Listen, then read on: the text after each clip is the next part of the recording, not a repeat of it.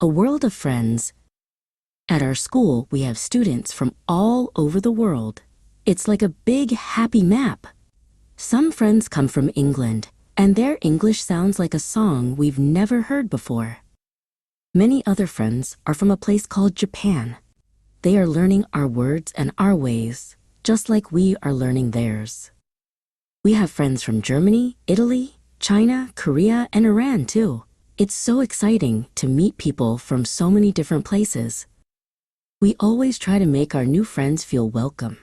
We show them all the fun things to do in our town.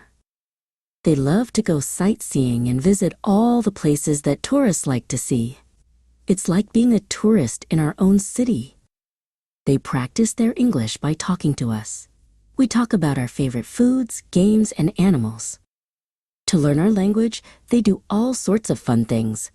They listen to songs and read storybooks just like we do.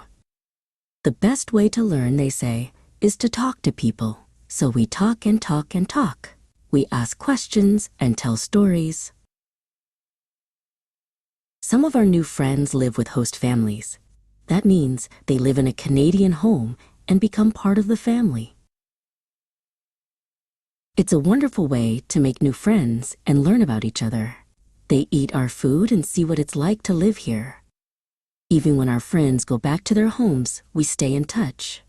We write letters and send pictures, promising to visit one day.